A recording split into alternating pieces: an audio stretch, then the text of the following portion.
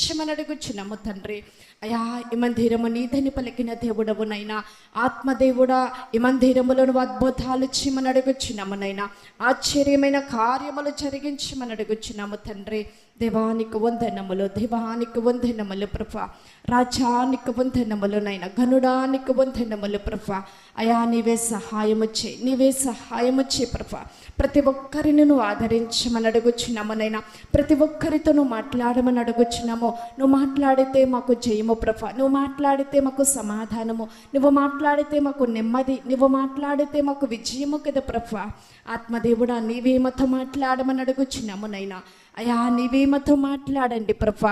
అయా నీకు వందనములు చెల్లిస్తూ ప్రభా, అయా నీవే మాతో మాట్లాడి విజయమును మాకు అనుగ్రహించి, సమాధానమును మాకు అనుగ్రహించి ప్రభా.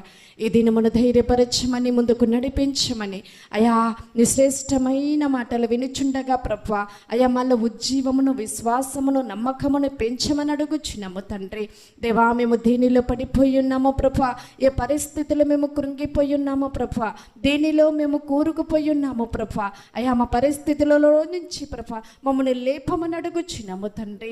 అయా ఎలాగూ ప్రార్థించాలో, ఎలాగూ విజయము చూడాలో ప్రభా, అయా ఈ లోకాన్ని ఏ రీతిగా జయించాలో ప్రభా నీవే మాతో మాట్లాడి ప్రభా, ప్రతి సమస్యల విజయమును మేము చూచున్నట్లుగా ప్రభా, అయా మా దారులను సర్హదారులుగా ప్రభా, అయా మాకు ఎదురవుతున్న పర్వతములన్నిటిని తొలగించే కృపను మాకు అనుగ్రహించమని, నీ దయను మా మీద కుమ్మరించమని, నీవే నడిపించమని, సహాయము చేయమని నజరేయుడైన యేసుక్రీస్తు నామములో అడిగి వేడుకొనుచున్నాను పరమ తండ్రి. ఆమేన్, ఆమేన్.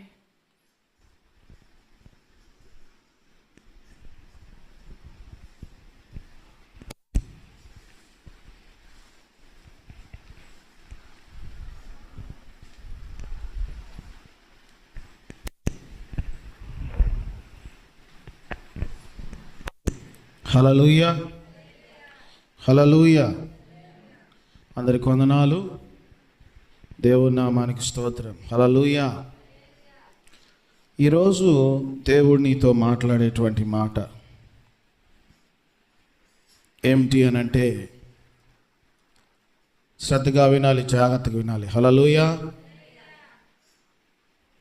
దేవుడు ఫస్ట్ నుంచి, ఆరంభం నుంచి కూడా దేవుడు చెయ్యొద్దన్న పనులే మనుష్యుడు చేసుకుంటూ వెళ్తున్నాడు. దేవుడు ఏదైతే వద్దంటాడో అదే చేసుకుంటూ వెళ్తాడు. ఈరోజు మనుష్యుడు దేవుని మాట వినటం లేదు కాబట్టే ఆ కర్మ ఫలితాన్ని అనుభవిస్తూ ఉన్నాడు. దేవుని మాట వినకపోవటం వల్ల ఇబ్బందులు వస్తున్నాయి.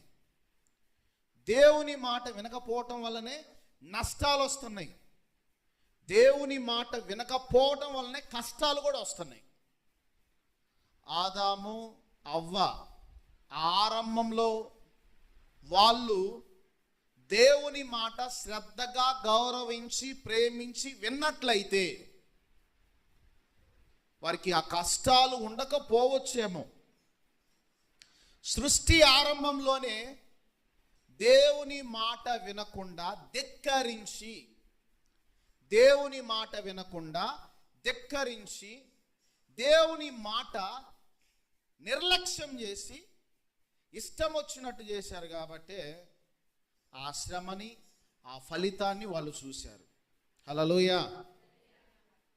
ఈరోజు జాగ్రత్తగా గమనించండి. దేవుడు గొప్ప దేవుడు. ఆయన గురించి చెప్పాలి అని అంటే ఆయన ఉపకారి. బైబిల్లో రాయబడినటువంటి మాట ఆయన ఉపకారి, రోషం గల దేవుడు. ఆయన ప్రేమిస్తే ఆయన దయ ఆయుష్కాలం అంతా ఉండదు నీకు. ఆయన గినక కోప్పడితే ఒక్క నిమిషమే. కాబట్టి ఈరోజు మనం గుర్తుంచుకోవాలి, అంత్యకాల దినముల్లో ఉన్నాం. అంత్యకాల దినముల్లో ఉన్నాం. ఈ అంత్యకాల దినము చివరి రోజుల్లో ఉన్నాం. ఈ చివరి రోజుల్లో మనం దేవుని తరపున ఎలా ఉండాలంటే ప్రేమ కలిగి ఉండాలి. హల్లెలూయా. దేవుని ప్రేమ సల్లారే రోజుల్లో ఉన్నాం. దేవుని ప్రేమ సల్లారే రోజుల్లో ఉన్నాం. ఏమవుతుంది? ప్రేమ సల్లారిపోతా ఉంది. దేవునిలో నిలిచే వాళ్ళు తక్కువగా ఉన్నారు. ఈరోజు ఎలా ఉందనంటే, ఆరంభం బాగుంటుంది, భక్తి కలిగి ఉంటారు. ఆరంభంలో రక్షణ పొందిన మొదటి రోజుల్లో చాలా బాగుంటారు. క్రమంగా ముగింపుకు వచ్చే నాటికి ఏమవుతుందనంటే, సన్నగిల్లిపోతూ ఉంది. భక్తికి సన్నగిల్లిపోతూ ఉంది. భయం తక్కువ అవుతా ఉంది. భక్తి తక్కువ అవుతా ఉంది. తద్వారా ఏం జరుగుతుందనంటే, మానవుడు ఏమవుతుందని, అందుకనే దేవుడు ఆయుష్కాలాన్ని తగ్గించుకుంటూ వచ్చాడు. హల్లెలూయా, హల్లెలూయా. మరి మనం గమనించినట్లయితే, మరి ఇక్కడ దేవుడు మన లేఖన భాగాల్లో చెప్పినటువంటి మాటను బట్టి, దేవాతి దేవుడు ఆరంభంలో ఆయుష్కాలం ఎంత అంటే, ఆదాము బ్రతికిన సంవత్సరాలు ఎన్ని సంవత్సరాలు అంటే 930 సంవత్సరాలు. హల్లెలూయా. సృష్టి అనుభవంలో, సృష్టి ప్రారంభంలో ఆదాము ఎన్ని సంవత్సరాలు బ్రతికాడు అని అంటే 930 సంవత్సరాలు బ్రతికాడు. ఈ 930 సంవత్సరాలు అంటే మామూలు విషయం కాదు. దేవుడు ఏం చేశాడు? క్రమంగా మనిషి దేవుని మాట వినటం అనేది తక్కువైపోయింది. తక్కువ అవటం వల్ల ఏం జరిగిందనంటే, ఆయుష్కాలం చూడండి, 930 సంవత్సరాలు ఆదాము బ్రతికాడు. క్రమంగా దేవుడు ఏం చేశాడంటే, మనుష్యుడు దేవుని మాట వినటం తక్కువయ్యే కొలది ఏం జరిగిందో తెలుసా? ఆయుష్కాలం అనేది తగ్గించడం జరిగింది. హల్లెలూయా. దయచేసి లేఖనాల్లో చదువుకుందాం. కీర్తన తీయండి దయచేసి. కీర్తనలు తీయాలి దయచేసి. హల్లెలూయా. కీర్తనలు 90వ అధ్యాయము 10వ వచనం చదువుకుందాం. మా ఆయుష్కాలము 70 సంవత్సరములు, అధిక బలమున్న ఎడల 80 సంవత్సరములు అగును. అయినను వాటి వైభవము, ఆయాసము, దుఃఖమే అతి త్వరగా గతించును. మేము ఎగిరిపోవుదము. హల్లెలూయా, హల్లెలూయా. ఇక్కడ ఏందనంట, ఆయుష్కాలము, దేవుడిచ్చిన ఆయుష్కాలము 70 సంవత్సరాలంట. బాగా బలంగా ఆరోగ్యంగా ఉంటే 80 సంవత్సరాలు. చూడండి, ఎందుకు దేవుడు ఆయుష్కాలాన్ని తగ్గించాడు అని అంటే, దేవుని మాట వినకుండా ఇష్టం వచ్చినట్టు బ్రతుకుతున్నాడు. దేవుని మాట వినకుండా ఇష్టం వచ్చినట్టు బ్రతకడం వల్ల దేవుడు ఏం చేశాడంటే, క్రమంగా ఆయుష్కాలాన్ని తగ్గించడం ప్రారంభించాడు. ఈరోజు చూడండి, ఎంతమంది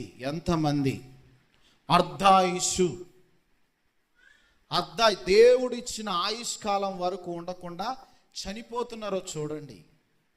కారణం ఏందో తెలుసా? దేవుని మాట వినకుండా, దేవుణ్ణి నిర్లక్ష్యం చేయటం వల్ల, దేవుని దారిలో ఉండకపోవటం వల్ల, ఇంకోటి ఏందో తెలుసా? వారికి రక్షణ దొరకపోవటం వల్ల. హల్లెలూయా. ఎందుకు? సేవకుడు మొత్తుకొని చెప్పవలసిన అవసరం ఏంటి? రక్షణ, ఇదే మీకు అనుకూలమైన సమయము, ఇదే మీకు రక్షణ దినము, రేపు నీది కాదు అని మరి సువార్తలో ప్రకటిస్తూ ఉన్నప్పుడు చాలామంది ఏమనుకుంటారంటే, నిర్లక్ష్యం చేస్తారు. నిర్లక్ష్యమే ప్రమాదం, చాలా ప్రమాదం. కొంతమంది బ్యాచ్లు ఉంటారు, మేము ఎన్ని రోజులున్నా దేవుని మందిరానికి వస్తాం. కొంతమంది ఉంటారు, మేము ఎన్ని రోజులున్నా దేవుని మందిరానికి వస్తాం, ప్రార్థనకు వస్తాం, చర్చిలో జరిగే ప్రతి ఈవెంట్లో మేము పాల్గొంటాము, కానీ రక్షణ గురించి మాత్రం అడగాకు బ్రదర్. బాప్తీసం గురించి అడగాకు. మేము బాప్తీసము తీసుకోమనే బ్యాచ్లు ఉంటాయి. హల్లెలూయా, హల్లెలూయా. కొంతమంది ఉంటారు అవసరానికి వాడుకునే వాళ్ళు ఉంటారు. కొంతమంది అంటే ఏందో తెలుసా, మన అవసరానికి మన ఏదైనా అవసరం వచ్చినాం అనుకో, ఆ అవసరం ఉన్నంతసేపు దేవుడా దేవుడా దేవుడా అని వాళ్ళు విడవని కన్నీరు లేదు, వారు చేయని ప్రార్థన లేదు. దేవునితో అవసరం తీరిన తర్వాత ఏమవుతారో తెలుసా, కొంతమంది దూరం అయిపోతారు. హల్లెలూయా. కానీ దేవుడైతే ప్రేమించే దేవుడు, కనికరించే దేవుడు. కాబట్టే ఆయన గురించి మనం చెప్పుకోవాలి అని అంటే, ఆయన గురించి మనం చెప్పుకోవాలి, ఆయన గురించి మనం వర్ణించాలి అని అంటే, ఆయన గురించి మనం మాట్లాడుకోవచ్చు. ఏంది అని అంటే చూడండి, 145వ కీర్తన 9వ వచనంలో ఒక మాట రాయబడి ఉంది. యెహోవా అందరికీ ఉపకారి, ఆయన కనికరములు ఆయన సమస్త కార్యముల మీద ఉన్నవి. హల్లెలూయా. గుర్తుపెట్టుకోవాలి, దేవుడు నాకు అన్యాయం చేశాడంటే అబద్ధం, దేవుడు నన్ను మోసం చేశాడంటే అబద్ధం. దేవుడు అన్యాయస్తుడు కాదు, దేవుడు మోసం చేసే దేవుడు కాదు. నువ్వు ఆయన కలిగినవు అనంటే, ఆయన నమ్మావు అనంటే ఎప్పుడు మోసం చేయడు. ఆయన గురించి చెప్పాలి అంటే ఆయన అపకారి కాదు, ఆయన అపకారం చేసేవాడు కాదు. మేలు చేయటమే ఆయనకు చేతనవుతుంది తప్ప కీడు చేయటం ఆయన చేత కాదు. బైబిల్లో క్లుప్తంగా రాయించినటువంటి మాట, అనుభవంతో రాయించినటువంటి మాట, దావీదు అనుభవంతో రాయించినటువంటి మాట, యెహోవా అందరికీ ఉపకారి. ఆయనకు ఉపకారం చేయడమే వచ్చు. కానీ ఆయన కనికర పడితే, నీ యందు నా యందు కనికరం ఉంటే, నీ యందు నా యందు జాలి కలిగి ఉంటే సమస్త కార్యముల మీద ఉంటుందంట. హల్లెలూయా. కార్యములు అని అంటే పనులు. నువ్వు ఏ పని తలిచినా ఆయన జాలి పడితే, ఆయన నీకు ఉపకారం చెయ్యాలి అని అంటే ఖచ్చితంగా ఉపకారం చేసే దేవుడు ఆయన. ఖచ్చితంగా దేవుడు మేలు చేసే దేవుడు. కాబట్టే మేలు చేసే దేవుడు, కనికరపడే దేవుడు. కాబట్టే నువ్వు నేను వినకపోయినా ఆయన ఏం చేస్తున్నట్టే ఇంకా ప్రేమిస్తున్నాడు.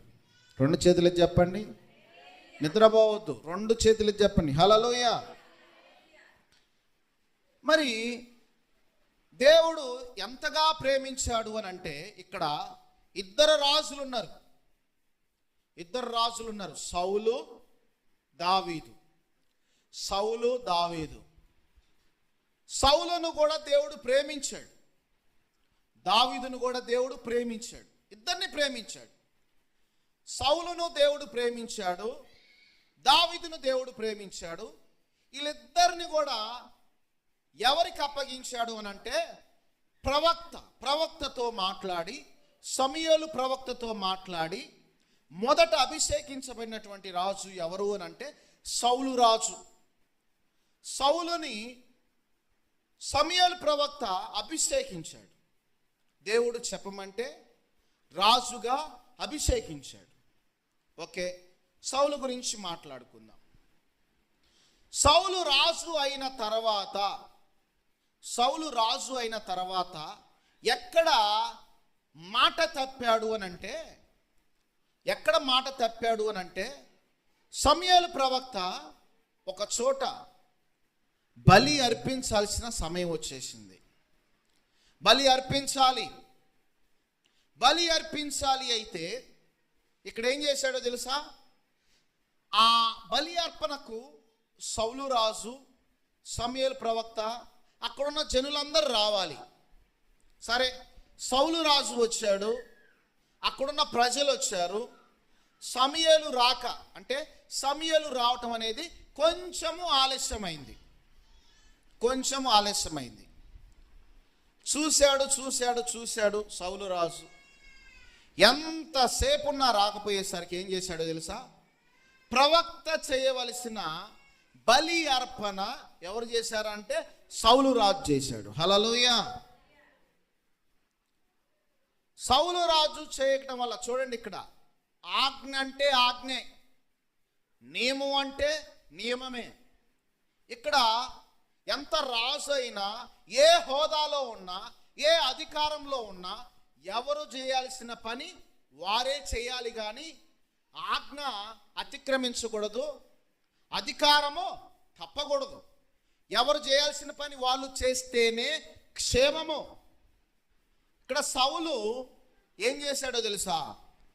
ప్రవక్త అయిన సమూయేలు రాకముందే ఏం చేశాడంటే ఆవేశముతో ఏం చేశాడో తెలుసా? బలి అర్పించాడు. హల్లెలూయా, హల్లెలూయా. బలి అర్పించడం వల్ల ఏం జరిగింది అనంటే, దేవుని మాట పెడచెవిన పెట్టడం వల్ల అక్కడ సౌలు రాజు ఆ రాజు స్థానాన్ని కోల్పోవలసిన పరిస్థితి వచ్చింది. ఒకసారి చూడండి, 1 సాముయేలు తీయండి, 15వ అధ్యాయం తీయండి, 28వ వచనం చదవండి. 1 సాముయేలు 15:28 వచనం. అప్పుడు సమూయేలు అతనితో ఇట్లా, నేడు యెహోవా ఇశ్రాయేలు రాజ్యమును నీ చేతిలో నుండి లాగివేసి నీకంటే ఉత్తముడైన నీ పొరుగువానికి దాన్ని అప్పగించి ఉన్నాడు. మరియు ఇశ్రాయేలుకు ఆధారమైన వాడు నరుడు కాడు, ఆయన అబద్ధమాడడు, పశ్చాత్తాపడడు. అందుకు సౌలు, నేను పాపము చేసి తిని, అయినా నా జనులు పెద్దల ఎదుట, ఇశ్రాయేలు ఎదుట నన్ను ఘనపరిచి యెహోవాకు మొక్కుటకై నేను పోగా నాతో కూడా తిరిగి రమ్మని అతని వేడుకొనినందున సమూయేలు తిరిగి సౌలు వెంట వెళ్ళెను. సౌలు యెహోవాకు మొక్కిన తర్వాత సమూయేలు అమాలేకుల రాజైన ఆగగును నా దగ్గరగా తీసి కొన్ని రండని, ఆగగు సంతోషంగా అతని దగ్గరకు వచ్చి మరణశ్రమ నాకు గడిచిపోయినని చెప్పగా. హల్లెలూయా, హల్లెలూయా. ఇక్కడ చూడండి, నువ్వు చెయ్యొద్దన్న పని జరిగించావు కాబట్టి నువ్వు రాజుగా ఉండటానికి అర్హత లేదు. నీ స్థానంలో నీకంటే ఉత్తముడైన రాజును దేవుడు నియమించుకుంటాడని ప్రవక్త ద్వారా సౌలుకి తెలియజేయడం జరిగింది. హల్లెలూయా, హల్లెలూయా.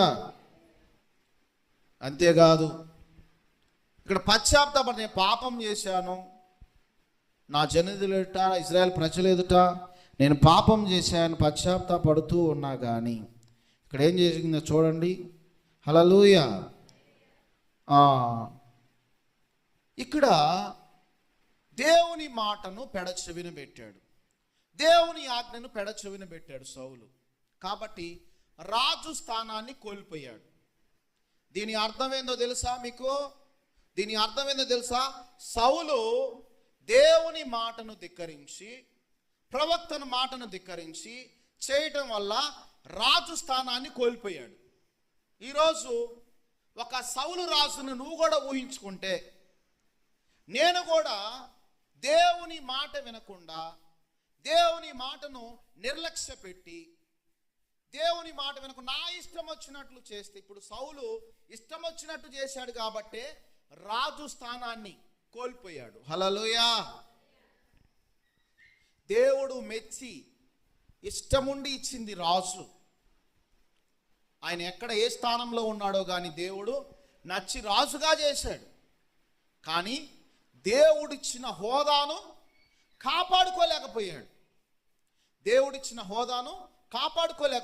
ఇప్పుడు జాగ్రత్త, దేవుడిచ్చిన ఆశీర్వాదాన్ని కోల్పోతే జాగ్రత్త, నీకు మరలా ఉండదు. హల్లెలూయా. దేవుడిచ్చిన ఆశీర్వాదాన్ని కోల్పోతే, దేవుని పడచెవిని పెడితే కోల్పోతూ, ఆశీర్వాదాలన్నీ కోల్పోతూ. నిజమే, సౌలు ఏం చేశాడు? దేవుని మాట వినకుండా పెడచెవిని పెట్టాడు. ప్రవక్త చెప్పిన మాట కూడా వినకుండా పెడచెవిని పెట్టాడు. పెడచెవిని పెట్టినా కానీ, దేవుని మాట విన్నా కానీ, దేవుని మాట వినకపోయినా కానీ ఏం చేశాడో తెలుసా? ఆజ్ఞను నిర్లక్ష్యం చేశాడు. ఆజ్ఞను నిర్లక్ష్యం చేయటం వల్ల రాజుగా ఉండే అర్హతను కోల్పోయాడు. హల్లెలూయా. ఏమైపోయిందో తెలుసా? సమూయేలు ప్రవక్త నూనెతో అభిషేకించాడు సౌలుని. ఆ టైంలో దేవుని దగ్గర నుంచి ఒక ఆత్మ వచ్చేసింది. దేవుని ఆత్మ వచ్చేసింది. ఎప్పుడైతే సౌలు రాజు దేవుని మాట వినకుండా ఆ బలి అర్పణ చేసినప్పుడు రాజుగా ఉండే అర్హతను కోల్పోయాడు. రెండోది ఏందో తెలుసా? దేవుని ఆత్మ పోయి దురాత్మ వచ్చేసిందంట. హల్లెలూయా. ఎప్పుడో తెలుసా? దావీదుని అభిషేకించబడిన తర్వాత, చదువుకుందాం పక్కన, 1 సాముయేలు 16వ అధ్యాయం తీయండి. 16వ అధ్యాయం 13వ వచనంలో, సమూయేలు తైలపు కొమ్మును తీసి వాని సహోదరుల ఎదుట వానికి అభిషేకము చేసెను. నాట నుండి యెహోవా ఆత్మ దావీదు మీదకి బలముగా వచ్చెను. తర్వాత లేచి సమూయేలు లేచి రామాకు వెళ్ళిపోయాను. తర్వాత యెహోవా ఆత్మ సౌలును విడిచిపోయి యెహోవా యొద్ద నుండి దురాత్మ ఒకటి వచ్చి అతన్ని హల్లెలూయా. అర్థమవుతుందా? సౌలు దేవుని ఆత్మను పోగొట్టుకున్నాడు. దేవుడిచ్చినంటే అభిషేకించబడిన తర్వాత దేవుని ఆత్మ తన మీదకి వచ్చేసింది. ఓకే, దేవుని ఆత్మ తనతో ఉన్నంత కాలం తను వర్ధిల్లాడు, యుద్ధాలు గెలిచాడు. సౌలు ఎన్ని యుద్ధాలు? 1000 కొలది యుద్ధాలు గెలిచాడు. దావీదు 10,000 కొలది యుద్ధాలు గెలిచారని స్త్రీలు పాటలు పాడారంట. అంటే ఏంది? సౌలు కూడా యుద్ధాలు చేశాడు, గెలిచాడు. దేవుని ఆత్మ తన మీద ఉన్నంత కాలం గెలిచాడు. ఎప్పుడైతే దేవుని మాట వినకుండా నిర్లక్ష్యం చేసి బలి అర్పించి రాజు స్థానాన్ని కోల్పోయాడు. ఫస్ట్ రాజు స్థానాన్ని కోల్పోయాడు, దేవుని ఆత్మను కోల్పోయాడు. మూడోది ఏందో తెలుసా? దురాత్మ పట్టిందంట. హల్లెలూయా. దురాత్మ బట్టి పిచ్చిగా కేకలేస్తుంటే ఆ టైంలో సమూయేలు ప్రవక్త అంటాడు కదా, నీకంటే ఉత్తముడైన వ్యక్తిని దేవుడు ఎన్నుకుంటాడు అని అంటే, దావీదుని దేవుడు అభిషేకించబడిన తర్వాత తన మీదకి ఏమొచ్చింది? దేవుని ఆత్మ బహుబలంగా వచ్చేసింది. బహుబలంగా వచ్చిన తర్వాత ఇక్కడ చివరికి ఏమైపోయిందో తెలుసా? సౌల్లో ఉన్న దురాత్మను పోగొట్టడం కోసము దావీదు ఏం చేసేవాడు అంట? వీణ వాయించేవాడంట. హల్లెలూయా. ఇక్కడ దేవుని యొద్ద నుండి చూడండి, అక్కడే 23వ వచనం చూడండి. దేవుని యొద్ద నుండి దురాత్మ వచ్చి సౌలును పట్టినప్పుడల్లా దావీదు సితారా చేత పట్టుకొని వాయింపగా దురాత్మ అతన్ని విడిచిపోయాను, అతడు సేదదీరి బాగైపోయాను. హల్లెలూయా. ఏమైపోయిందో చూడండి, హీనస్థితి వచ్చేసింది. జాగ్రత్త. దేవుని ఆత్మ నీలో ఉన్నంత కాలం మంచిగా ఉంటావు. దేవుని ఆత్మ నీతో పనిచేసినంత కాలం సౌలు 1000 కొలది యుద్ధాలు గెలిచాడు. దేవుని మాట వినకుండా, ప్రవక్త చెప్పిన మాట వినకుండా తను సొంతగా బలి అర్పించడం వల్ల ఏమైపోయిందో తెలుసా? దేవుని ఆత్మ కోల్పోయాడు, రాజు స్థానాన్ని కోల్పోయాడు. మూడవది దురాత్మ వచ్చి పట్టింది. ఈ దురాత్మ పట్టినప్పుడల్లా ఏం చేసేవాడు? దావీదు సితారా పట్టుకుని పాటలు పాడుతుంటేనంట ఆ దురాత్మ పోయేదనంట. హల్లెలూయ. ఇప్పుడు అభిషేకించబడిన తర్వాత ఈ సౌలుకి ఈ దురాత్మ పట్టినప్పుడల్లా ఈ దావీదు పాట పాడాలి, అప్పుడు అది వదిలిపోతుంది. కేవలం దావీదుని పాటలు పాడటానికి రాజు ఆస్థానంలో ఉంచుకున్నాడంట. అభిషేకించబడిన తర్వాత దావీదు యొక్క స్థానము మారిపోయింది. హల్లెలూయ, హల్లెలూయ.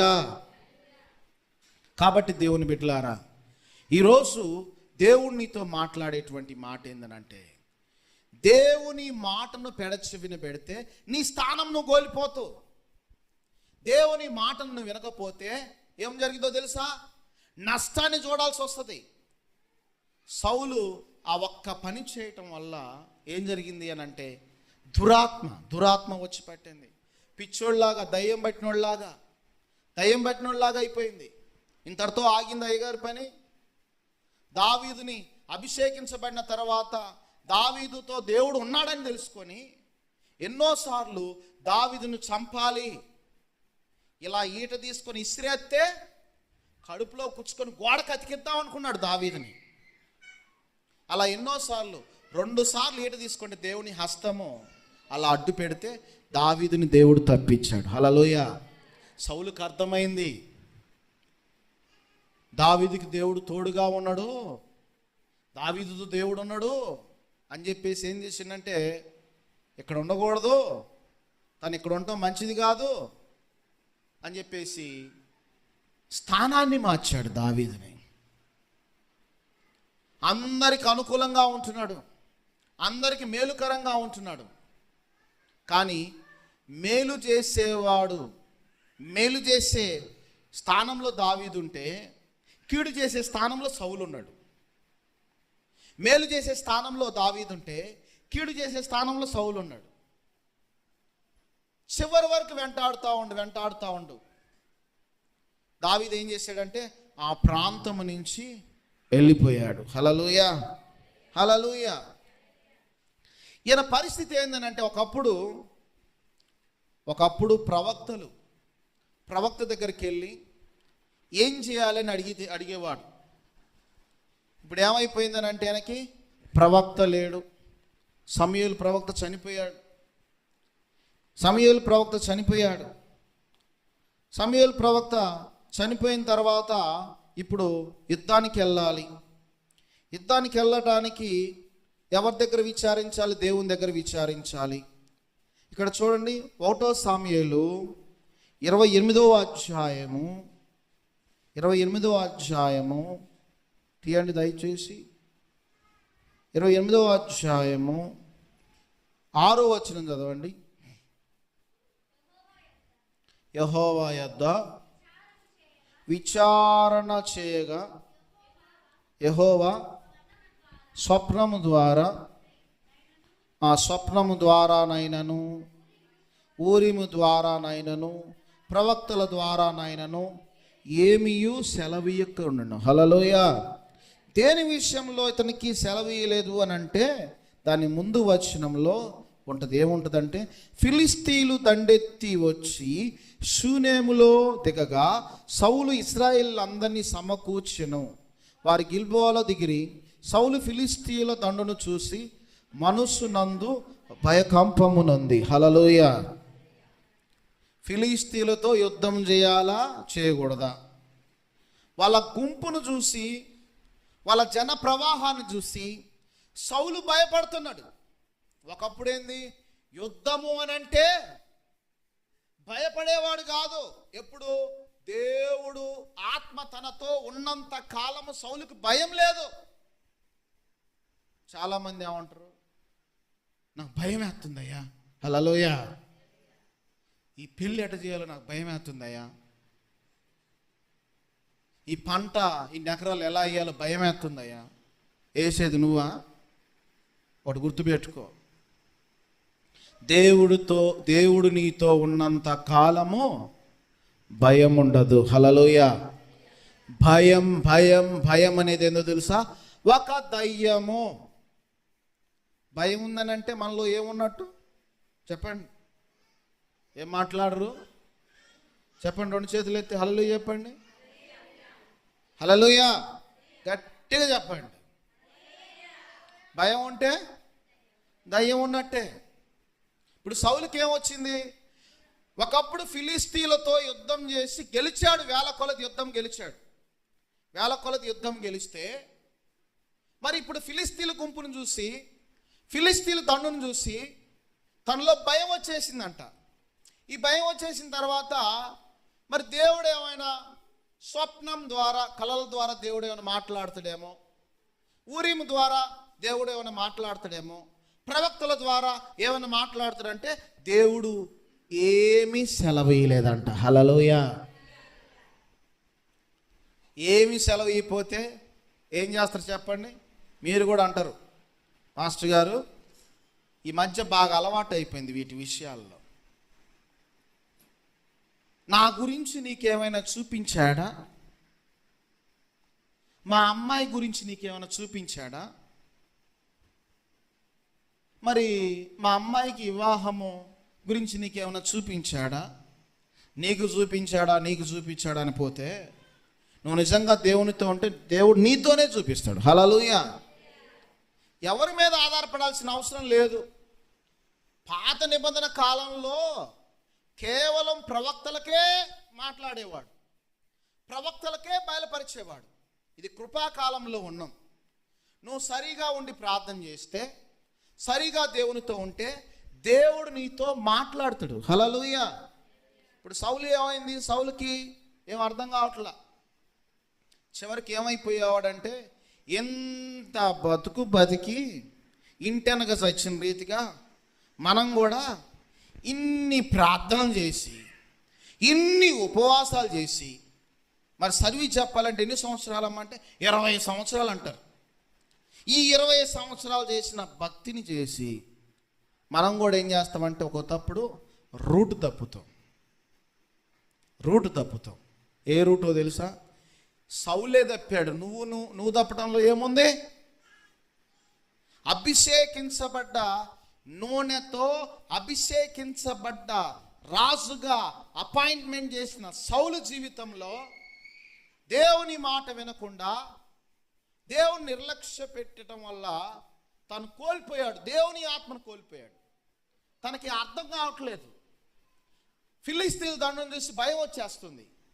ఎవరిని అడగాల? ఈ యుద్ధం చేయాలంటే మరి వెళ్ళాలా వద్దా అని ఎవరిని అడిగినా కానీ ఏమీ సమాధానం రావట్లా. చివరికి ఏం జరిగిందో చూడండి అమ్మ. అక్కడ చదువుకుందా నిదానంగా.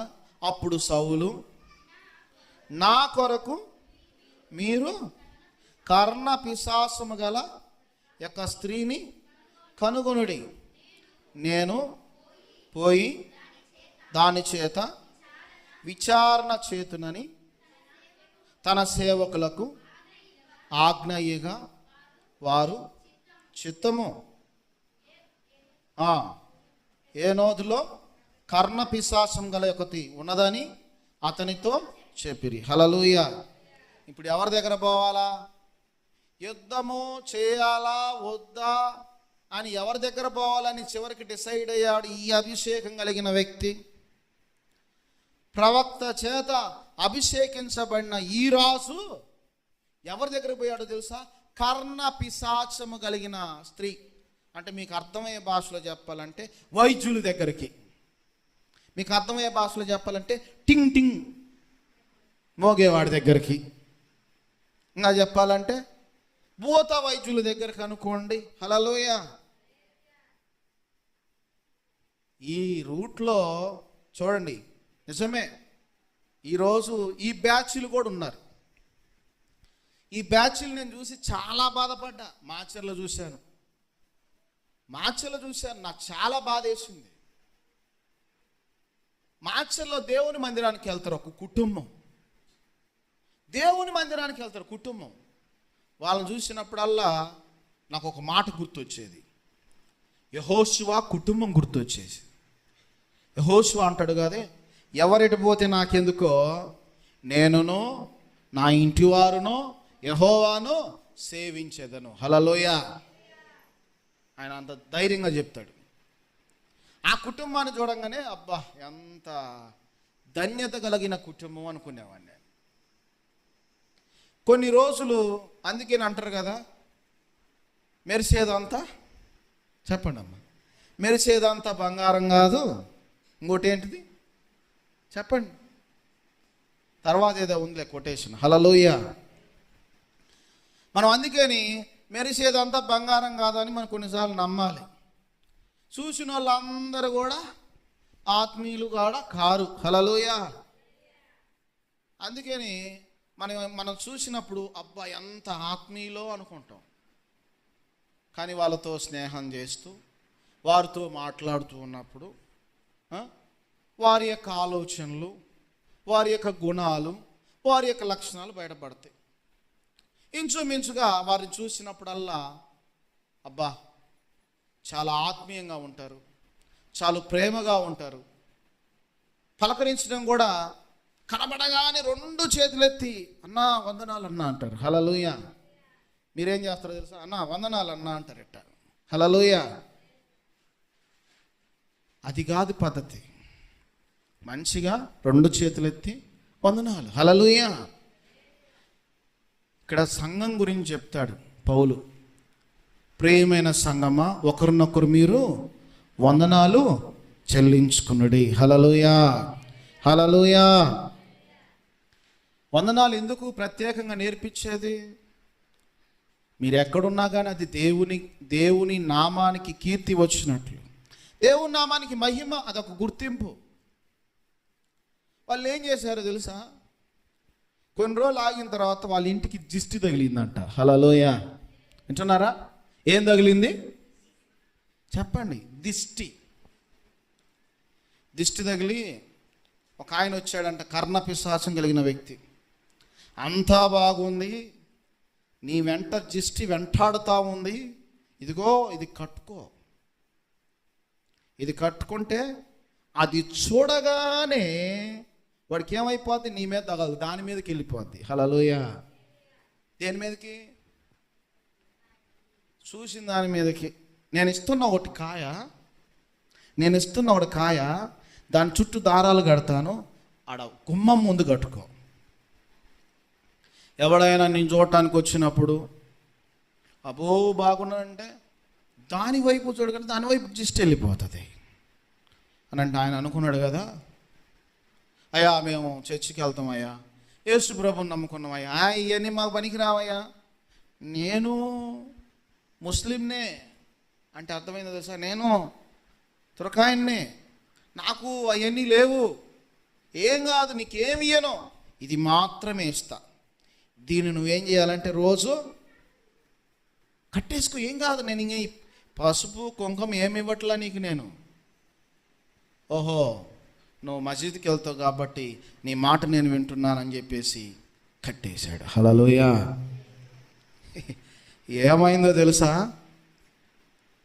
ఒకప్పుడు కితకితలాడే వాళ్ళు, వాళ్ళ బిజినెస్, వాళ్ళ వ్యాపారం, అది కట్టిన 6 నెలలకే లేచిపోయింది అది, హల్లెలూయా.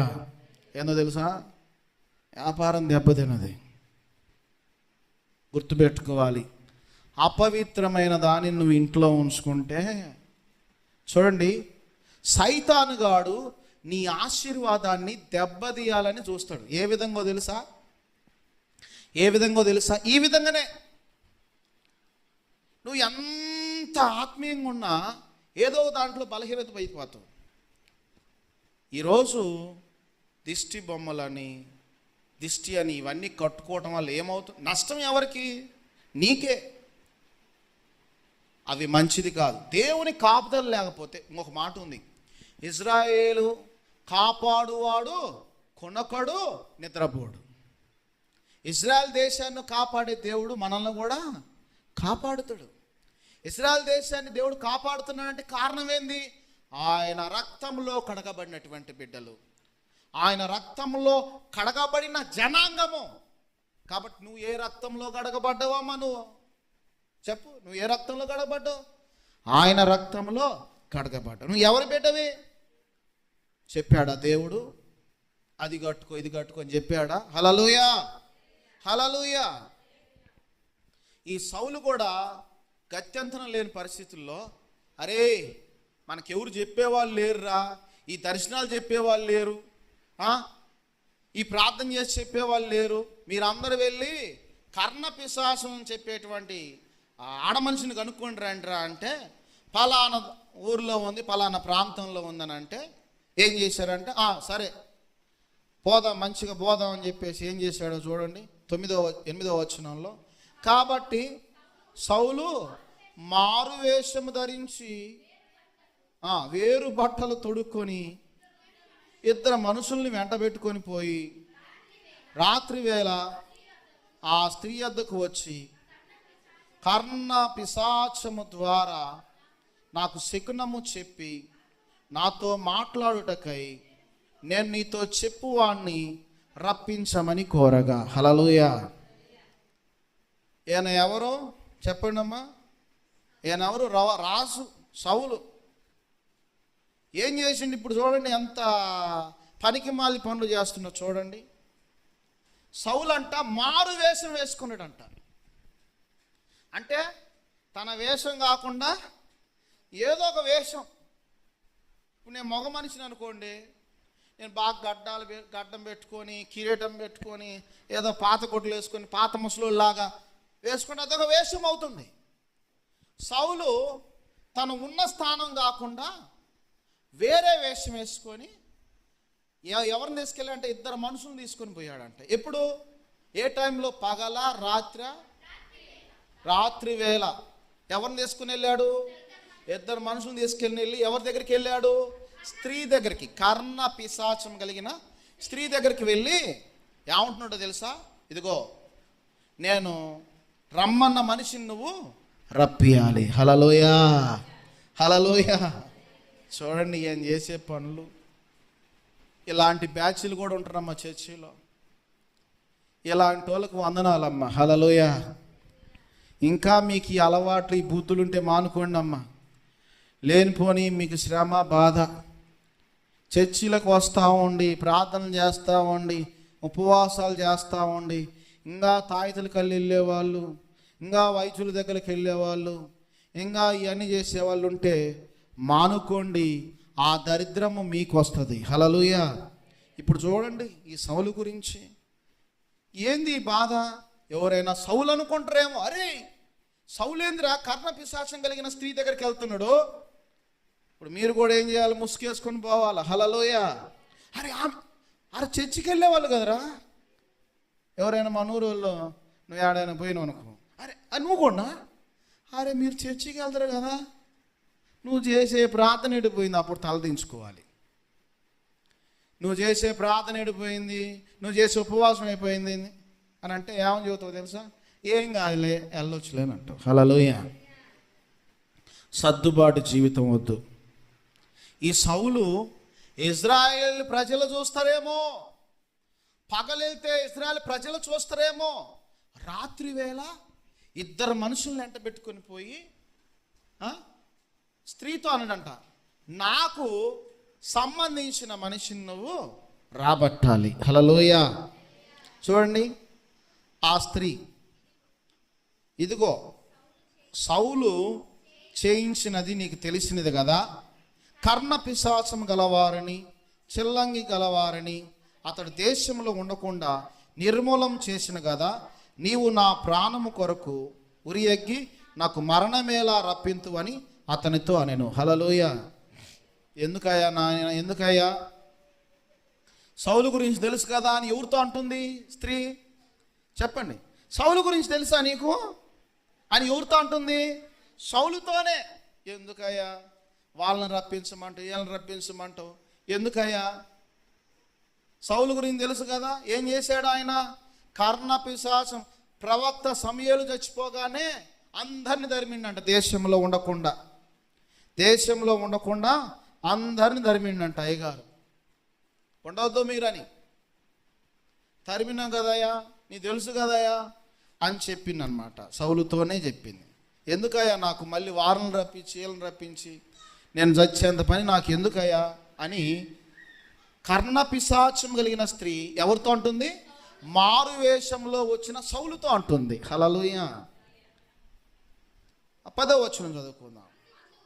అందుకు సౌలు, యెహోవా జీవము తోడు, దీన్ని బట్టి నీకు శిక్ష ఎంత మాత్రము రాదని యెహోవా నామమున ప్రమాణము చేస్తున్నాను. హల్లెలూయా. అమ్మా, నీకేం శిక్ష రాదు, ఏం బాధ రాదు. యెహోవా జీవము తోడు, నీకే హాని జరగదని ప్రమాణము చేయుచున్నాను. హల్లెలూయా. అప్పుడు అర్థమైంది, కర్ణ పిశాచము కలిగిన స్త్రీ యెహోవా జీవము తోడు అని పలకగానే ఎవరని గుర్తించింది?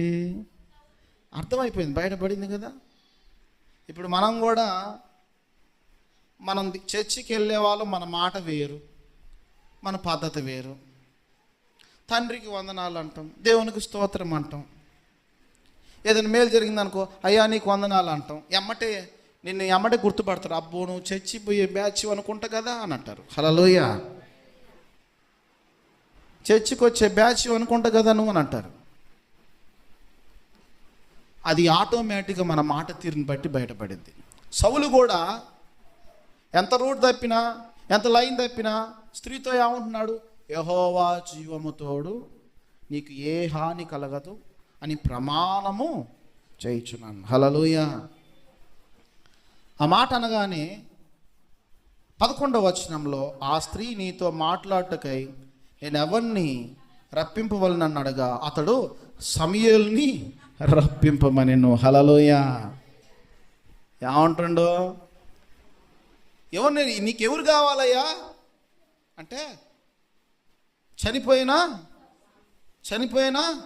ప్రవక్త అయినా సమూయేలుని రప్పించు. హల్లెలూయా. అప్పుడు అర్థమైంది ఆమెకి. సమూయేలుని పిలిచావు అని అంటే మాట తీరు చూడండి. సమూయేలుని పిలిచావు అని అంటే ఖచ్చితంగా నువ్వు సౌలువే. హల్లెలూయా. చూడండి, దేవుని నమ్ముకున్న బిడ్డలారా,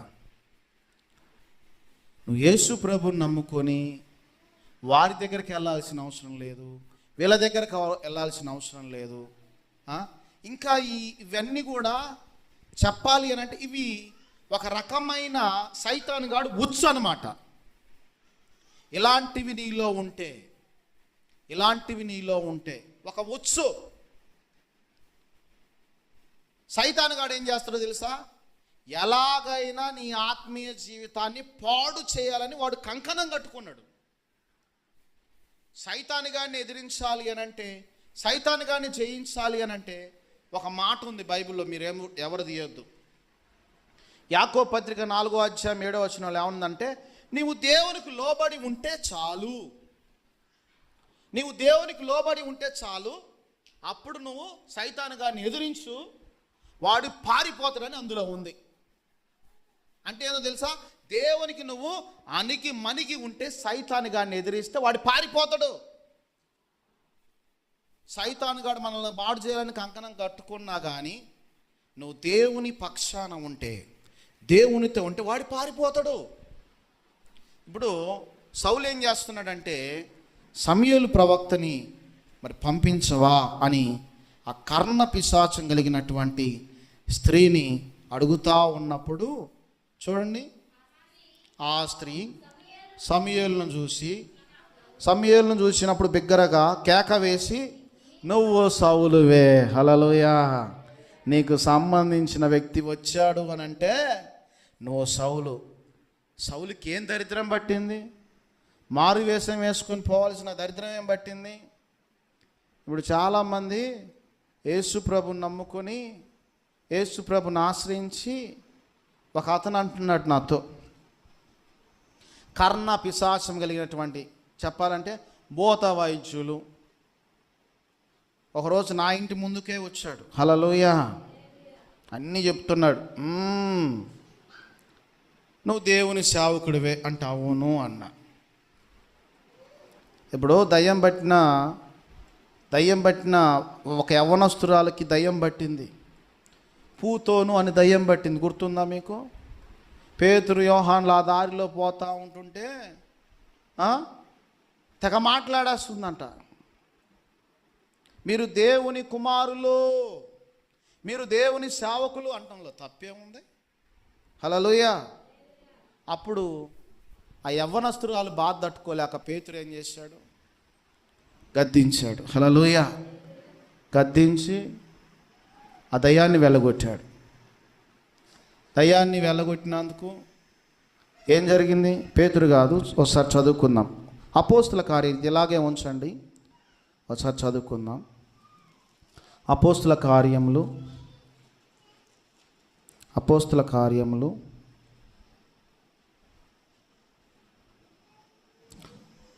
16వ అధ్యాయము 16వ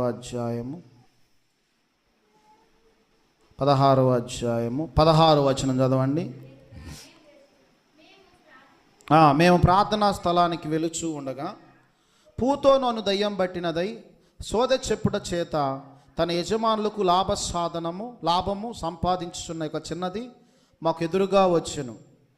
ఆమె పౌలును మమ్మను వెంబడించి, ఈ మనుష్యులు సర్వోన్నతుడైన దేవుని దాసులు, వీరు మీకు రక్షణ మార్గము ప్రచురించువారై ఉన్నారని కేకలు వేసెను. హల్లెలూయా.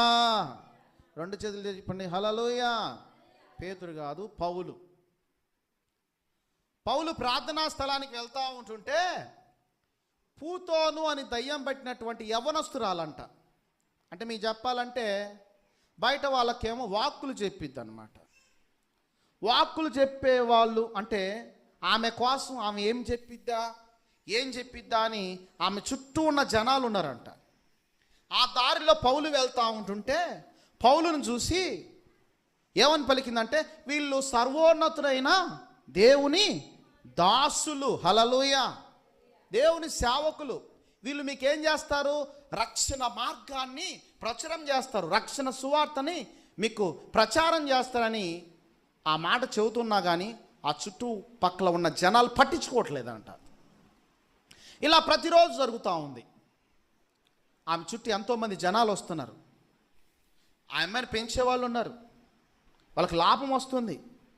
ఏ మాటో ఆ మాట చెప్తే ఎంతో కొంత డబ్బులు వస్తాయి.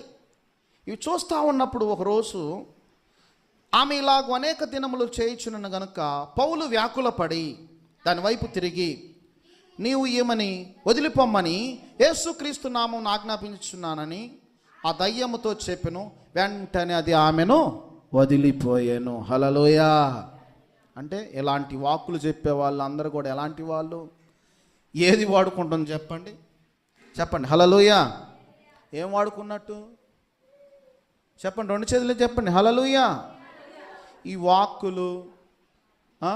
వాక్కులు చెప్పేవాళ్ళు, వైద్యులు, భూత వైద్యులు, మంత్ర వైద్యులు, వీళ్ళందరినీ కూడా ఒక శక్తి వాడుకుంటుంది. కర్ణ పిశాచం కలిగిన స్త్రీని కూడా ఒక శక్తి వాడుకుంటుంది. కాబట్టి పౌలు వ్యాకులపడి బాధపడి యేసునామమును గద్దించాడు. అది వెళ్ళిపోయింది. తద్వారా ఏం జరిగిందో తెలుసా? వాళ్ళకి లాభదాయం పోయిందని చెప్పేసి పౌలుని శీలని పట్టి చెరసాల్లో బంధించి రక్తం వచ్చిందా కొట్టారు. హల్లెలూయా. అది జరిగిన మ్యాటర్. కానీ ఇక్కడ సమూయేలు కూడా కర్ణ పిశాచం కలిగినటువంటి స్త్రీ దగ్గరికి వెళ్ళి సమూయేలు రమ్మని, సమూయేలు రాగానే గుర్తించింది ఆమె, నువ్వు సౌలువే. హల్లెలూయా. చదవండి, ఆ మాట చదవండి. 1 సమూయేలు 28వ అధ్యాయము 12వ వచనం. ఆ స్త్రీ సమూయేలును చూసినప్పుడు బిగ్గరగా కేక వేసి, నువ్వు సౌలువే, నువ్వు నన్నెందుకు మోసపిచ్చితివని సౌలుతో చెప్పగా. హల్లెలూయా. ఏందయ్యా, ఏం పనయ్యా నీకు ఇది? నువ్వు సౌలువి, నీకు సంబంధించిన వ్యక్తి వచ్చాడు సమూయేలు. ఏందయ్యా ఈ పని? మారు వేషం వేసుకుని వచ్చావు ఏందయ్యా? రాత్రి వేళ నన్ను ఎందుకు మోసం చేయాలనుకున్నావు? నన్ను ఎందుకు ఇబ్బంది పట్టాలనుకుంటున్నావు అని ఆ కర్ణ పిశాచం కలిగిన స్త్రీ ఎవరిని అడుగుతూ ఉంది? చెప్పండి, ఎవరిని అడుగుతూ ఉంది? సౌలుని అడుగుతూ ఉంది. అడుగుతున్నప్పుడు రాజు, నీవు భయపడవద్దు, నీకేమి కనబడినదని ఆమె అడగగా, ఆమె దేవతలలో ఒకడు భూమిలో నుండి పైకి వచ్చుట నేను చూస్తున్నానన్ను. అందుకు అతడు ఏ రూపముగా ఉన్నాడని దాన్ని అడిగినందుకు అది తుప్పటి కప్పుకొని ముసలివాడొకడు పైకి వచ్చుచున్నాడనగా సౌలు అతడు సమూయేలు. హల్లెలూయా, హల్లెలూయా. ప్రవక్త వేషం తెలుసు కదా, ప్రవక్తల అవతారం తెలుసు కదా. ఎలా ఉన్నాడు, ఏ విధంగా ఉన్నాడంటే తను చెప్పిన దాన్ని బట్టి అతడు ప్రవక్త సమూయేలు అని తెలుసుకొని సాగిలపడి నమస్కారం చేశాను. హల్లెలూయా. సమూయేలు అంటాడు అప్పుడు, నన్ను పైకి రమ్మని నీవెందుకు తొందర పెట్టితివని సౌలును అడగ్గా సౌలు అంటాడు, నేను బహుశ్రమలో ఉన్నాను. ఫిలిస్తీన్లు నా మీదకి యుద్ధముకు రాగా దేవుడు నన్ను ఎడబాసి ప్రవక్తల ద్వారానైనను స్వప్నముల ద్వారా అయినను నాకేమీ సెలవీకి ఉన్నాడు. కాబట్టి నేను చేయవలసిన దాన్ని నాతో తెలియచెప్పుటకై నేను పిలిపించి తినను. హల్లెలూయా. అసలు నన్ను ఎందుకు పిలిపించావనంటే నాకు భూమి మీద చెప్పేవాళ్ళు లేడు, విచారణ చేసేవాళ్ళు లేడు, స్వప్నముల ద్వారా తెలియపరిచేవాళ్ళు లేరు. కాబట్టే నేను నిన్ను రప్పించి తిని అని అంటాడు. అందుకు సమూయేలు, యెహోవా నిన్ను ఎడబాసి నీకు పగవాడు కాగా నన్ను అడుగుట వల్ల ప్రయోజనమేమి? హల్లెలూయా. నువ్వు చేసిన పరమ దరిద్రమైన పనికి దేవుడు ఎప్పుడో నీకు పగవాడయ్యాడు. చాలు, దేవుడు నీకు ఎప్పుడో పగవాడయ్యాడు. నేను చెప్పిన దేవుడు చెప్పంది నేనేం చెప్తా? సమూయేలుని పిలిచినంత మాత్రాన సమూయేలు చెప్పింది జరిగిద్దా? దేవుడు ఎవరికి చెప్పాలా? సమూయేలు ప్రవక్త చెప్పాలి. సమూయేలు ప్రవక్త ఎవరికి చెప్పాలి? రాజులకు చెప్పాలి. నువ్వు చేసిన పని ఏంది? దేవుడు నిన్ను ఎప్పుడో విడిచిపెట్టి వెళ్ళిపోయాడు. దేవుని కృప నీ నుంచి వెళ్ళిపోయింది.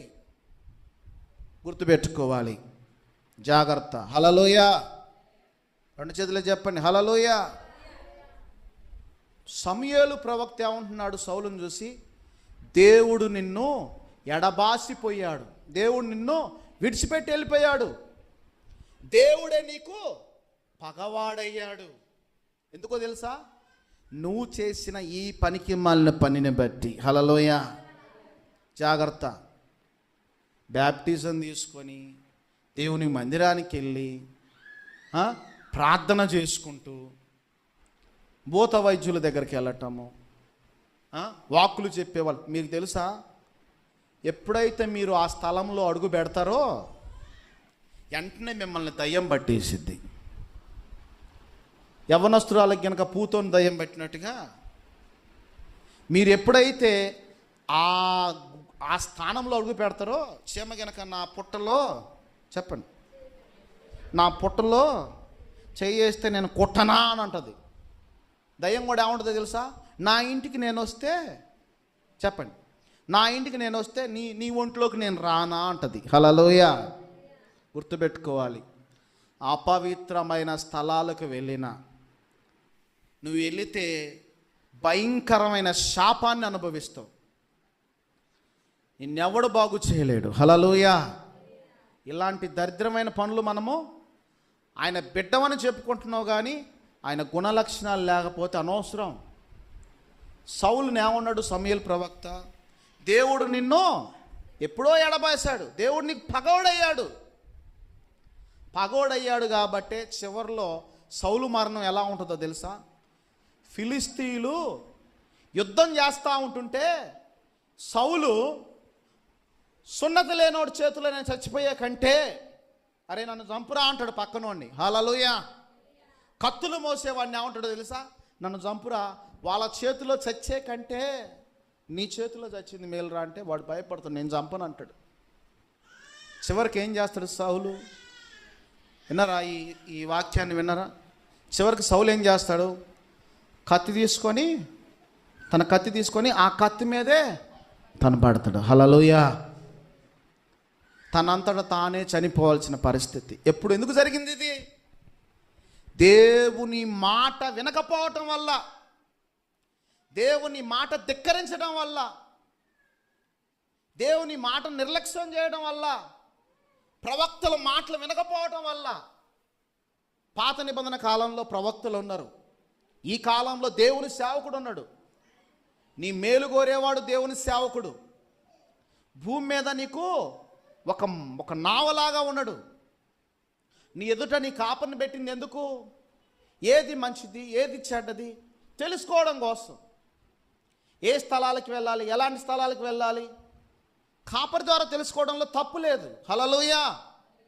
కాబట్టి గుర్తుపెట్టుకోండి, సౌలు లాంటి దుస్థితి మనం తెచ్చుకోవద్దు. సౌలు ఏమైపోయాడు? చివరికి ఆత్మహత్య చేసుకున్నాడు. హల్లెలూయా. తన కత్తి మీద తనే పడి చనిపోయాడు, ఎవరు చంపలా. దావీదుకు అవకాశం వచ్చినప్పుడు దావీదుతో పాటు ఉన్న జనులు ఏమంటారో తెలుసా? అయ్యా, ఈరోజు నీ శత్రువు నీకు అప్పగించాడు, చంపు అని అంటే దావీదు అంటాడు, అభిషేకించబడిన వాడిని ముట్టకూడదు, తిట్టకూడదు, చంపకూడదు.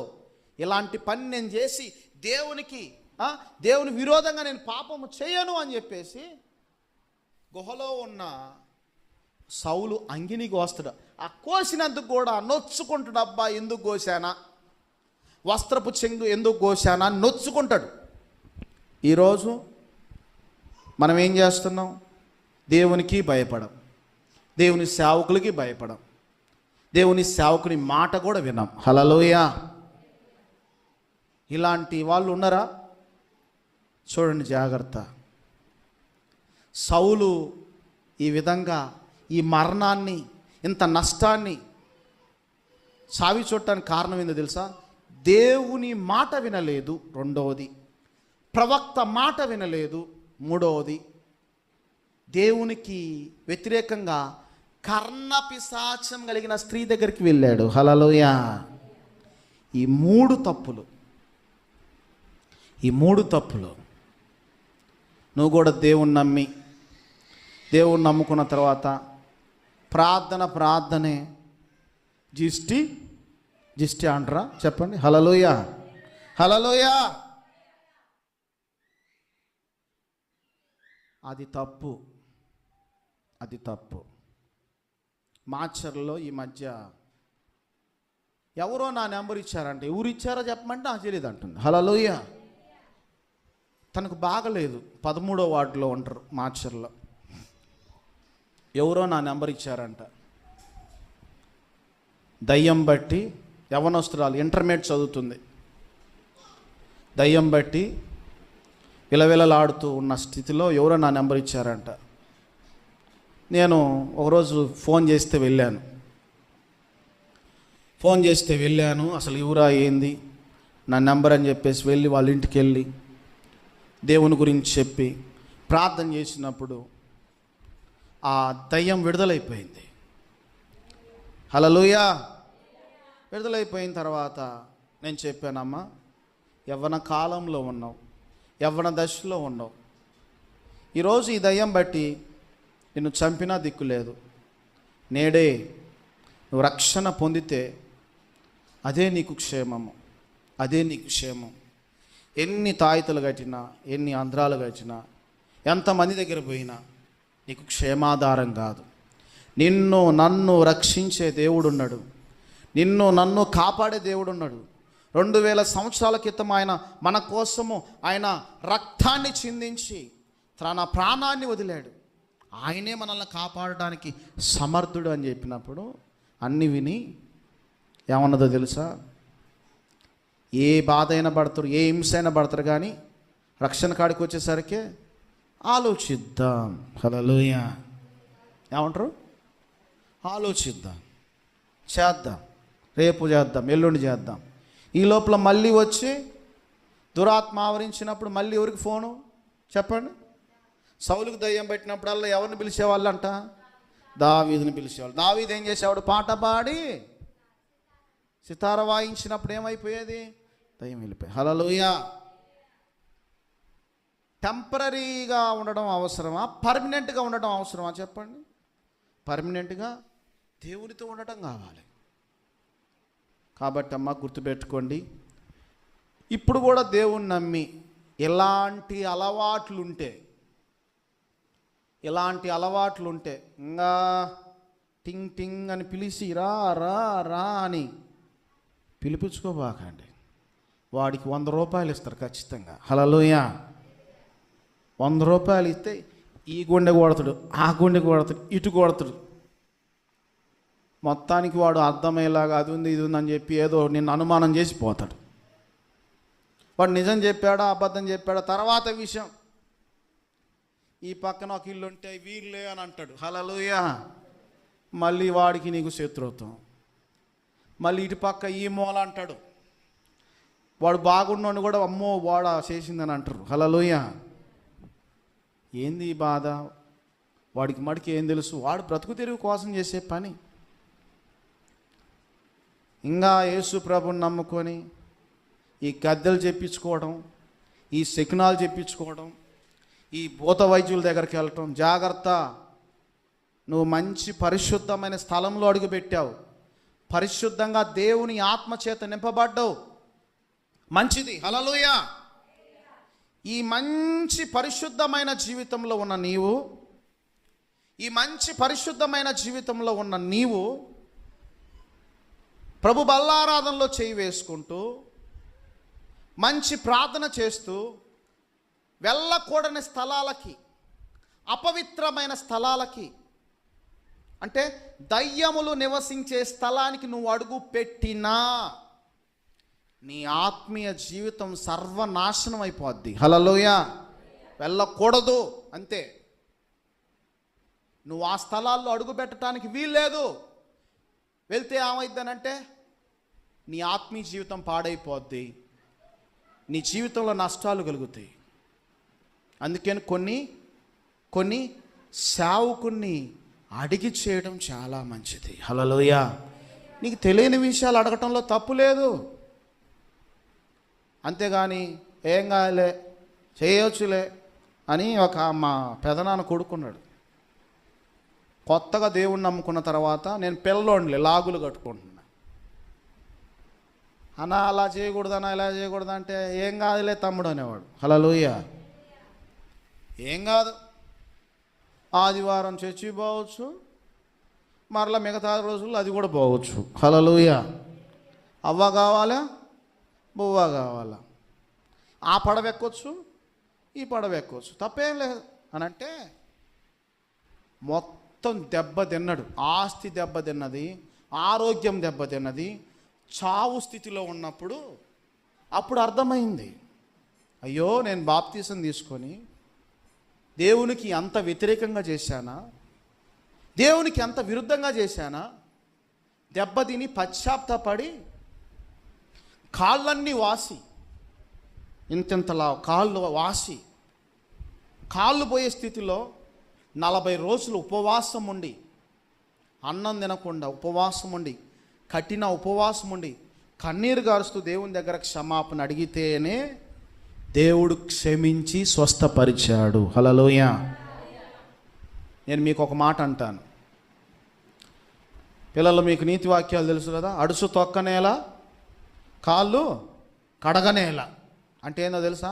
బురదలో కాలేయటం ఎందుకు, కడుక్కోవడం ఎందుకు? నీ ముందు బురద అని తెలుసు కదా. జాగ్రత్త. దేవుణ్ణి నమ్ముకొని ఇలాంటి పనులు చేస్తే సౌలుకు పట్టిన గతే నీకు కూడా పడుతుంది. హల్లెలూయా. ఉంటే సౌలులాగా ఉంటావా, లేకపోతే దావీదులాగా ఉంటావా, అది నీ చేతుల్లో ఉంది. సౌలు ఆరంభం బాగుంది, రాజుగా ఉన్నాడు, ముగింపు మరణము. దావీదు ఆరంభము కష్టంగా ఉంది. దావీదు ఆరంభ స్థితి ఎలా ఉంది? కష్టంగా ఉంది. ఎలా ఏముంది ఆయన దగ్గర? గొర్రెలు ఉన్నాయి, ఎండలో తిరిగేవాడు, గొర్రెల కాపరి ప్రారంభం, కానీ ముగింపు రాజు. హల్లెలూయా. ఎన్ని దేశాలకు రాజు తెలుసా? 40 దేశాలకు రాజు. హల్లెలూయా. హల్లెలూయా. దావీదు గురించి ఒక పాట పాడారు స్త్రీలు, ఆ రాజ్యంలో ఉన్న స్త్రీలు. సౌలు వేల కొలది యుద్ధాలు చేస్తే దావీదు రాగాలు తీసి పాడారంట. ఆ రాగాలు తీసి పాడినప్పుడు సౌలుకి అసూయ పుట్టిందంట. ఈరోజు మంచిగా ఎదుగుతున్నా కానీ, ఎవరినైనా పొగిడినా కానీ పక్కన వాళ్ళకి ఏమనిపించింది? అసూయ. అమ్మా బాగా పాడావమ్మ పాట అంటే చాలు పక్కన వాళ్ళకి మొహం మాడిద్ది అనమాట. హల్లెలూయా.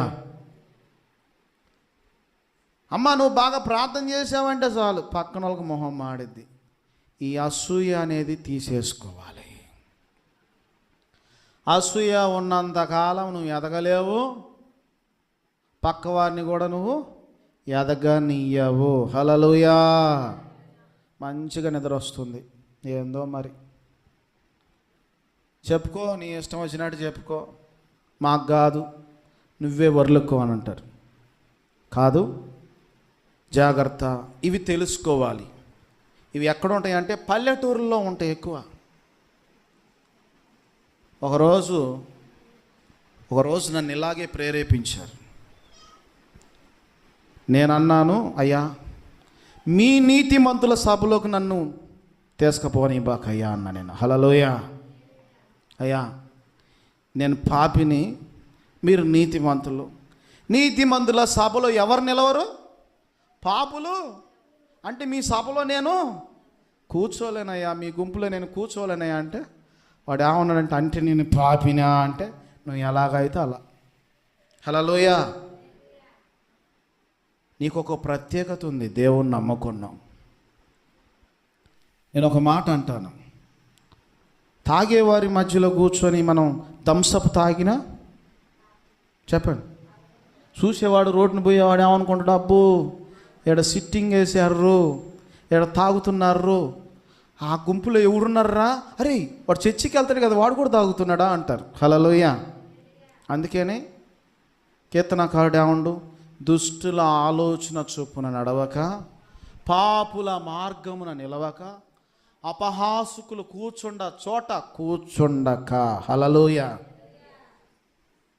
దుష్టుడుండ స్థలంలో నువ్వు ఉండకూడదు, పాపుల మార్గంలో నువ్వు ఉండకూడదు, అపహాసుకులు కూర్చున్న చోట కూర్చోకూడదు. నీ పనేంది? యెహోవా ధర్మశాస్త్రమునందు ఆనందించుచు దివారాత్రము దాన్ని ధ్యానించువాడు ధన్యుడు. హల్లెలూయా. నీ పనేంది? ప్రార్థన చేయడం. నీ పనేంది? వాక్యం ధ్యానించడం. నీ పనేంది? దేవుని గురించి చెప్పటం. అంతేగాని అపహాసుకుల మధ్యలో, పాపుల మధ్యలో, దుష్టుల మధ్యలో ఉంటే దుష్ట సాంగత్యము మంచి నడవడిని చెడగొట్టునని బైబిల్లో ఉంది. అంటే ఏందో తెలుసా?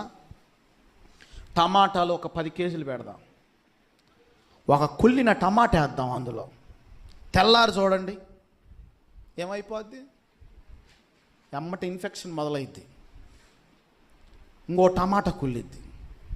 మళ్ళీ 2 రోజుల తర్వాత చూద్దాం సగం కుళ్ళిద్ది, ఇంకో 2 రోజుల తర్వాత చూద్దాం మొత్తం కుళ్ళిపోతాయి. హల్లెలూయా.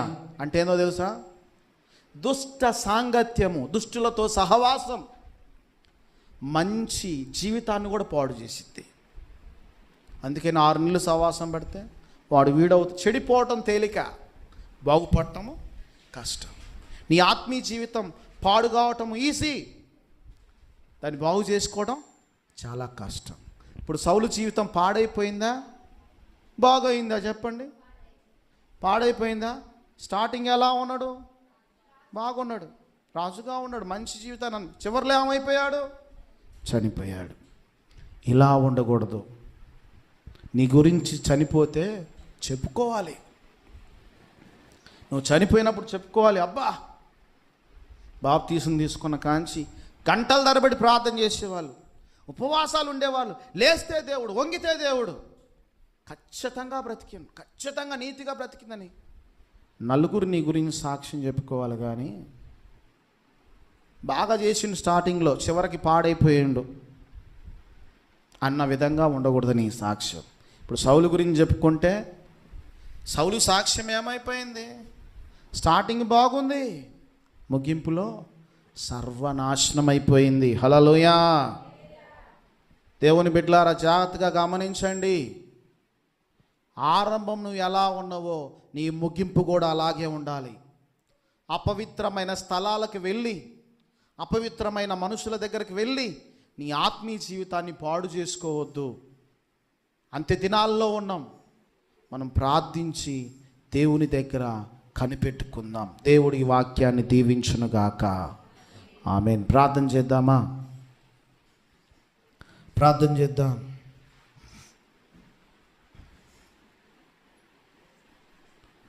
హల్లెలూయా, హల్లెలూయా, హల్లెలూయా. పరిశుద్ధాత్మదేవానికి స్తోత్రం, పరిశుద్ధాత్మదేవానికి స్తోత్రం. హల్లెలూయా, హల్లెలూయా. అందరూ మోకరించండి. చివరి ప్రార్థన అయిపోయింది. చివరి ప్రార్థన పాస్టర్ రామ, ఆఖరి ప్రార్థన చేసుకుందాం.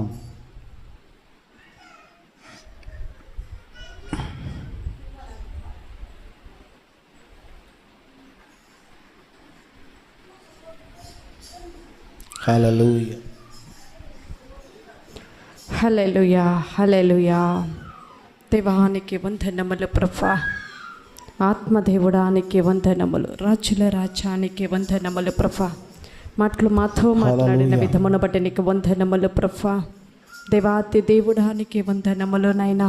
నిజమే ప్రభా, కార్య ఆరంభము కంటే ప్రభా కార్య ముగింపు ఎంతో ముఖ్యము కదా ప్రభా. అయా ఆరంభము కంటే ముగింపు ప్రభా ఎంతో శ్రేష్టముగా బలముగా ఉండాలని ప్రభా ఆశించిన దేవానికి స్తోత్రము ప్రభా. అయా సౌలు బ్రతుకు వలె ప్రభా, అయా అలాగును నుండకనైనా దావీదు వలె ప్రభా మొదట కొంచెమైనను ప్రభా అయా తుదకు వృద్ధి చెందే రీతిగా ప్రభా మా బ్రతుకులను అలాగూ ఉంచమని అడుగుచున్నాము తండ్రి. ఏ రీతిగా అయితే ప్రభా దావీదు నమ్ముకొని ఉన్నాడో ప్రభా, అనేక ప్రభా అయా దేశాల ప్రజలను నడిపించి ఉన్నాడో ప్రభా, ఆ రీతిగానే ప్రభా మేము ఒంటరిగా నేను నమ్ముకొని వెంబడిస్తుండగా ప్రభా అయా వచ్చుచున్న ప్రతి ఇరుకులో నుంచి ఇబ్బందిలో నుంచి ప్రభా దావీదు వలె తప్పించినైనా అయా మాకు తోడుగా ముందుకు నడిపించమని అడుగుచున్నాము తండ్రి. అయా ఏ రీతిగా అయితే దావీదుకు తోడుగా ఉన్నావో ప్రభా అదే రీతిగా మాకు తోడుగా ఉండమని అడుగుచున్నాము ప్రభా. ఆత్మదేవుడానికి వందనములు, ఆత్మదేవుడానికి వందనములు నైనా. దేవానికి వందనములు ప్రభా. అయా ఈ ఒంటరి ప్రయాణములో ప్రభా అయా నీవే తోడుండి నడిపించమని అడుగుచున్నాము తండ్రి.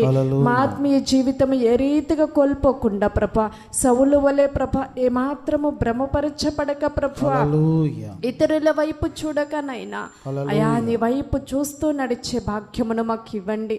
మాకొస్తున్న ఇరుకులను బట్టి, ఇబ్బందులను బట్టి ప్రభా, మాకొస్తున్న సమస్యలను బట్టి, వ్యాధులను బట్టి ప్రభా అయా మా మనస్సు ఇటు అటు తిరగక ప్రభా నీ వైపు ఆనుకుని బ్రతికే కృపను మాకు సహాయము చేయండి. అయా ఏ తప్పైతే సౌలు చేసి ఉన్నాడో ప్రభా ఆ తప్పు మేము చేయకుండా ప్రభా నిన్ను ఆనుకుని బ్రతికే కృపను మాకు సహాయము చేయి. అయా ముందు భవిష్యత్ కొరకు ప్రభా అయా ఎలాగూ ఆరాటపడుతున్నామో ప్రభా అదే రీతిగానైనా మమ్మల్ని దీవించమని అడుగుచున్నామో ప్రభా. అయా మాకు వస్తున్న ఇరుకుల్లో నుంచి మమ్మల్ని తప్పించు ప్రభా, మాకు వస్తున్న ఇబ్బందిలో నుంచి మమ్మల్ని లేవనెత్తు ప్రభా, మాకున్న దుఃఖము నుంచి మమ్మల్ని ప్రభా లేవనెత్తమని అడుగుచున్నాము తండ్రి. ఆత్మదేవుడానికి వందనములు, ఆత్మదేవుడానికి వందనములు ప్రభా. అయా మా ఆత్మీయ జీవితం ఏమాత్రము కోల్పోకుండా ప్రభా అయా నిక్కచ్చిగా ప్రభా నీతో కలిసి నడిచే కృపను మాకు సహాయము చేయమని అయా ఈరోజు నన్ను మాట్లాడిన విధమును బట్టి నీకు వందనములు చెల్లిస్తూ ప్రభా అయా దావీదుకు ఏ రీతిగా అయితే తోడుగా ఉన్నావో ప్రభా మా ఆత్మీయ జీవితంలో ఆ రీతిగా తోడుగా ఉండి ముందుకు నడిపించమని అడుగుచున్నాము తండ్రి. సౌలుకు వచ్చిన పరిస్థితులను ప్రభా అయా అతనికి వచ్చిన గర్వము ప్రభా అయా అతనికి వచ్చిన ప్రభా అయా ఆ యొక్క గర్వము మాకు రాకుండా ప్రభా అయా ముందుకెళ్ళే కృపను మాకు సహాయము చేసి నీవే మమ్మల్ని ముందుకు నడిపించమని అడుగుచున్నాము తండ్రి. అయా మా చేయి పట్టి ముందుకు నడిపించండి ప్రభా. ఏమాత్రము మేము పడిపోకూడదు ప్రభా. అయా ఈ లోకాన్ని చూసి మేము పడిపోకూడదు నైనా. అయా సహాయము చేసి ప్రార్థన చేద్దాం. ముందుకు నడిచి కృపను సహాయము చేయి. దేవానికి వందనములు, దేవానికి వందనములు, దేవానికి వందనములు ప్రభా. అయానికి వందనములు నైనా. మాకు తండ్రి వయ్యున్నావు కదా, దావీదుకు తోడున్న దేవుడము కదా ప్రభా. అయా మాకు తోడుండమని అడుగుచున్నాము ప్రభా. ఆత్మదేవుడా మాకు తోడుండండి అయా. మా ఆత్మీయ జీవితం ఎక్కడా మేము కోల్పోవద్దు ప్రభా. సౌలు వలె మా జీవితాలను ప్రభా పాడు చేసుకోకుండా ప్రభా దావీదు వలె ప్రభా అయా మా అంతము ముగింపు కూడా ప్రభా శ్రేష్టముగా ఉండాలి ప్రభా. అయా ఆ రీతిగా ఈరోజున మమ్మల్ని దీవించండి ప్రభా. మా విశ్వాసములో ప్రభా అయా తండ్రి మా నమ్మకములో ప్రభా అయా మాకు ఉజ్జీవమును రగిలించమని అడుగుచున్నాము తండ్రి. ఆత్మదేవుడా విశ్వసించిన రీతిగా ప్రభా మా బ్రతుకులను ఉంచమని అడుగుచున్నాము నైనా. అయా నా కుటుంబం ఇలా ఉండాలని, నా కుటుంబము నా బిడ్డలు ఇలా ఉండాలని ప్రభా ఏ రీతిగా అయితే మేము ఆశపడుచున్నామో ప్రభా ఆ రీతిగా మా కుటుంబాలను కట్టమని అడుగుచున్నాము. మా ఆత్మీయ జీవితమును స్థిరపరచమని అడుగుచున్నాము తండ్రి. ఆత్మదేవుడా సహాయము చేసి నీవే మమ్మను దీవించి ఆశీర్వదించినైనా, నీవే మమ్మలను ముందుకు నడిపించమని నైనా. అయా నీ కృపను మా మీద కుమ్మరించమని, నీ దయను మా మీద కుమ్మరించమని, నీవే మమ్మను ముందుకు నడిపించమని, సర్వశక్తుడా నీవే మా చేయి పట్టి ముందుకు నడిపించమని అడుగుచున్నాము తండ్రి. ఆత్మదేవుడా సహాయము చే ప్రభా. అయా మాలో ఉన్న ప్రభా, అయా తండ్రి పరిస్థితులన్నిటినీ కూడా ప్రభా నీవే ప్రభా తారుమారు చేసే స్థితిని అంతటినీ మార్చినైనా మంచి దీవెన, మంచి ఆశీర్వాదమును ప్రభా మాకు అనుగ్రహించమని ప్రభా. ఆత్మదేవుడా నీవే మాకు సహాయము చేయమని నజరేయుడైన యేసుక్రీస్తు నామములో అడిగి వేడుకొనుచున్నాను పరమ తండ్రి. ఆమేన్. యేసు రక్తమే జయం, శిలువ రక్తమే జయం. యేసు నామానికి సంపూర్ణ విజయం కలుగునుగాక. ఆమేన్. మన తండ్రి అయిన దేవుని ప్రేమ, కుమారుడైన యేసుక్రీస్తు కృప, పరిశుద్ధాత్మ అన్యోన్య సహవాసం ఇప్పుడు ఎల్లప్పుడు సదాకాలము తోడయునుగాక. ఆమేన్. ఆమేన్. అందరికీ వందనాలు చెల్లించండి. అందరి పక్కన ఉన్న వారికి, ముందున్న వారికి. హల్లెలూయా.